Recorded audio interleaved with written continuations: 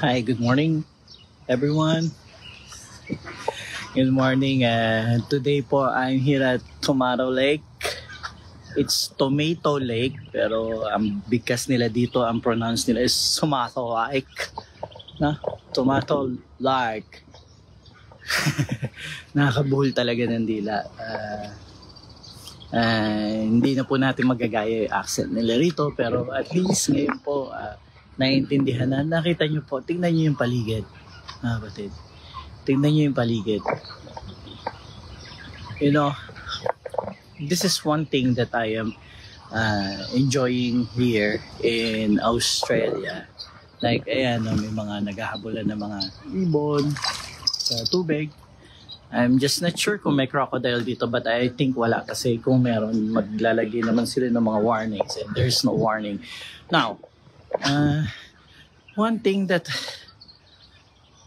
na-appreciate ko palagi, one thing I appreciate here in Australia is seeing the nature. Kasi yung pong nature, it reminds me of the Creator. Napakaganda po nung creation. Napakaganda ng mga puno. And, going back to science, kung pag-uusapan po natin, in science po, natutunan natin noong araw, noong elementary, na the air we breathe, the oxygens that we breathe, or the air, which is particularly the oxygen, it comes from the trees. All of this magnificent creation of God. And yung ine-exhale natin, which is the carbon dioxide, that air is the one that these trees need to breathe in. So imagine there is a great exchange of breath na coming in between nature. But remember, in the beginning, God said, God breathed on our nostrils. God breathed on the nostril of Adam to live. So hanggang ngayon po, down to us, to our generation, the air that we breathe is the air that came from the nostril of God.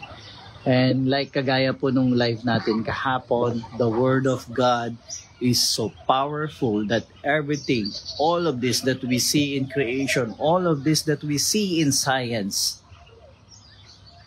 happens in His command, in His Word.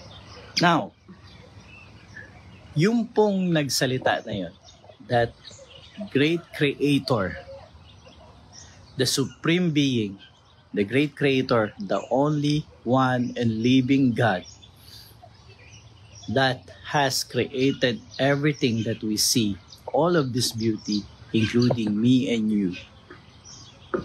He did not choose to be just the Creator.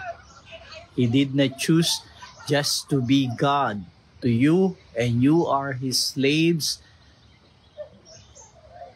And, pagka tayo po na kahit nung bata tayo, pagka naglalaro tayo, yung mga tau-tauhan, yung mga toys natin, we see it as a toy or we see it as a possession.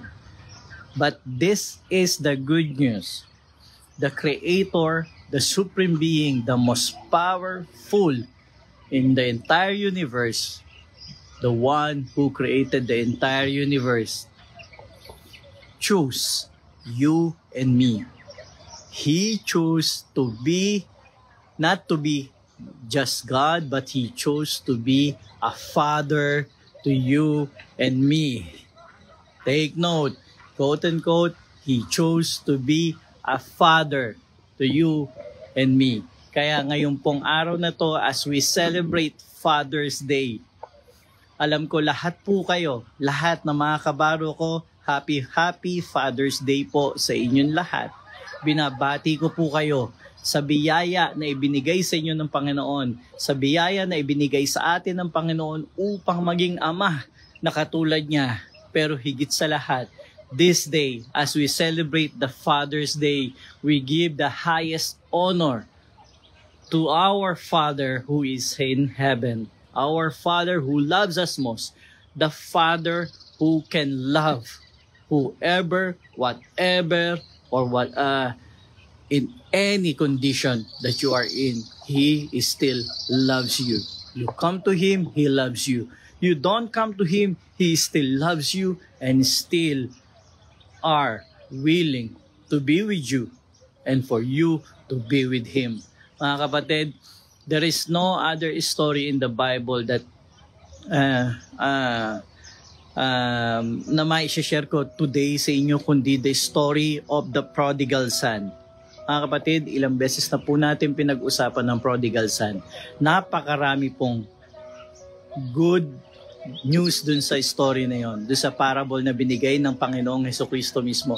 Ang dami-daming good news na pag-aralan natin, that yung forgiveness nung prodigal son, na pag-aralan natin yung restoration naman po nung naiwan na son, nung panganay, kasi nagkaroon din siya ng parang naging conceited siya, masyado siyang self.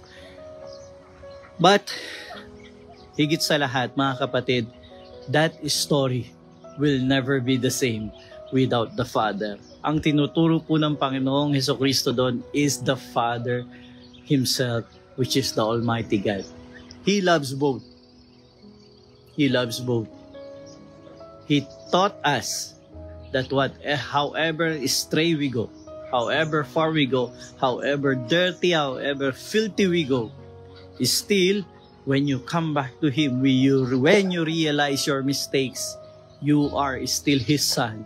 He will not throw you away, but instead, He will give you back your robe, your ring, your sandals, your dignity, and your honor.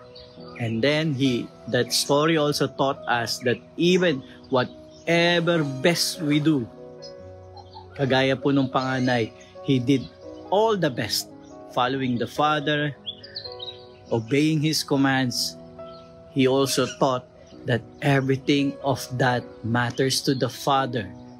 And He is the Son, and He has the right for everything that the Father had, na hindi na nga niya kailangan ipaalam. Di ba sabi niya, kahit kambing hindi mo pinagpatay. Sabi niya, lahat ng meron ako, sa'yo din yan. Pumatay ka, maghanda ka, do whatever you want because that is yours. But, again, going back, the center of the story is not the sons, but it is the Father and His extreme love for all of us. For me, for you, and whoever you are, whatever you do, the Father loves you so much. Mga kapatid,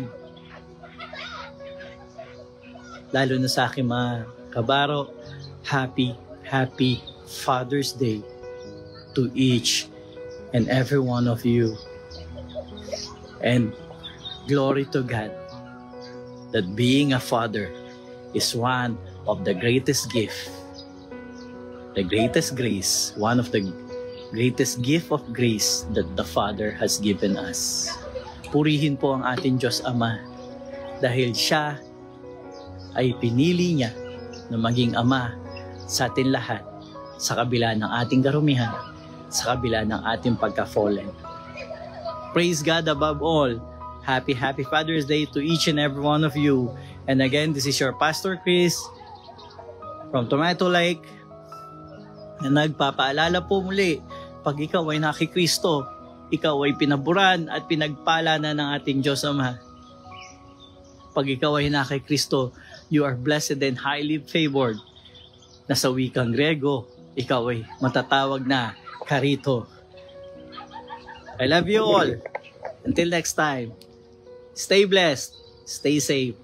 Mwah.